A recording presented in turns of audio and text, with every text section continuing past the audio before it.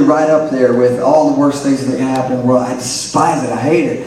And we had to cancel a show, but all these events started unfolding. Like, this guy let us borrow this bus, you know, for a really cheap price. There was these DVDs in there that had a DC Talk live video concert.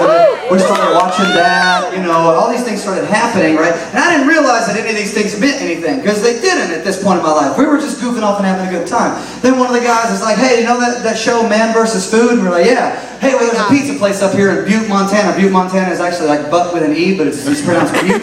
And so we go to Butte, Montana to this Trimbo's Pizza where Man vs. Food ate this pizza.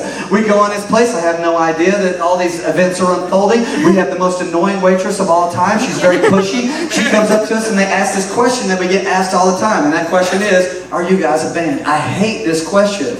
It's not that I hate that question as much as I hate the questions that come after this question. Because when they say, are you guys a band? I go, yeah. And then they go, well, what band are you? And then I say, we're a Disciple. And then they say, I've never heard of you. And then I say, well, it's not my fault that you have bad taste in music. See, that's why I hate that question, because I end up looking like a jerk every time. So I hate the question because it always leads to that point where I look bad. So anyway, so that's happening. She says, are you a band? I say, yeah. What band are you? Disciple. Well, sing us a song. I'm like, whoa, okay, wow. Well, we just came here to eat. And well, no, if you're a band, sing us something. Sing it right now. I was like, well, my voice is a little tired. I just sang like, no! Sing us something! I was like, golly. So Josiah, we call him Josie, I was like, Josie, go get me a guitar out of the bus. So I sing my favorite Bon Jovi song, you know, and then I start out really soft, you know, and I'm like, say, I guess it's time you're really leaving. She's like, louder! It gets louder, woman. Hold on. Golly. Seriously. So anyway, so we eat our pizza and all this kind of stuff. Then she comes back with some cake, all right? She comes back with this cake, and she says, I'll give you this cake if you sing me another song. And we were like, man, she is like just brutal, like just killing us with this stuff today. So we start, we've been watching DC Talk, right? And we had In the Light in our head, and Josiah was like, let's do In the Light. And I was like, I think I know the words, but here, let me get my phone, a little cheat sheet, just in case I forget the words. So I got my phone in my hand, and so we start singing In the Light, okay? And as we do, apparently there was this dance studio that was 2 doors down from where we were, and these guys, women and guys, like, started dancing while we, like, were playing In the Light. I mean, like, I'm talking like dances with names, like the foxtrot and things like that. Like dances I don't know about. You know what I'm saying? Like, I know the Humpty Hump, but I don't know.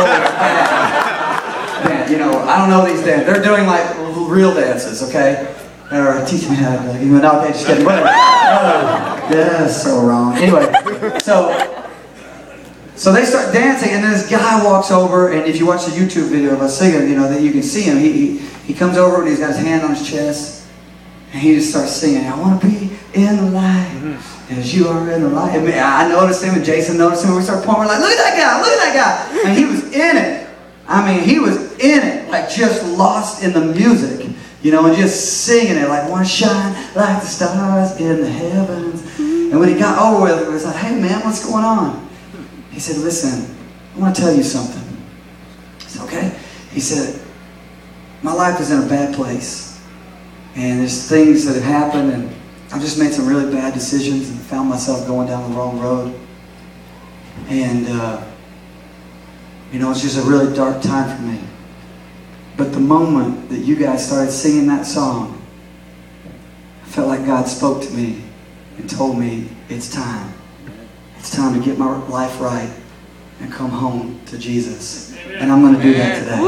And I was just like, all of a sudden, in the blink of a moment, bad things happening for our good.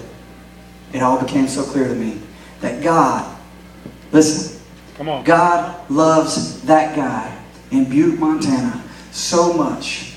He loves him so much that he would supernaturally reach down, explode the wheel off of our bus, have a guy that's an hour away let us borrow his bus, put a DVD case on that bus, put the DVD in the DVD player, have somebody think about a TV show that they saw way back when, have us pull into this particular pizza place, have the waitress be pushy and be annoying and ask us the question that I hate above all questions and make us sing a song simply because he knew exactly what that guy needed to hear right in that moment. He knew the exact words that he needed to hear. He knew the exact song that he needed to hear. He had the exact moment all played out. And I can't help but think that God was orchestrating every event because he's so crazy in love with that guy in Butte, Montana. And he knew that the moment he heard that song, that he would hear God's voice. Amen. He knew that's what it would take for him to open up his heart, to hear God speaking to him, saying the words, "Come home, come home." And he did. And tonight, can I tell you something? I know it. I know it. You go, really? Yes, I know it. God loves you just as much. And I don't know what events got you here. I don't know what happened to get you here tonight. But I'm sure right now in your head you're probably thinking, I know what they are. And maybe they're crazy. Maybe they're just like, it's crazy that you're even here. Maybe, you know, some kind of work situation or somebody invited you or whatever. And I don't know. But you know how you got here. And I can't help but think and believe that you're here on purpose. And that God orchestrated events for you to be standing right there in that place that you're standing right now.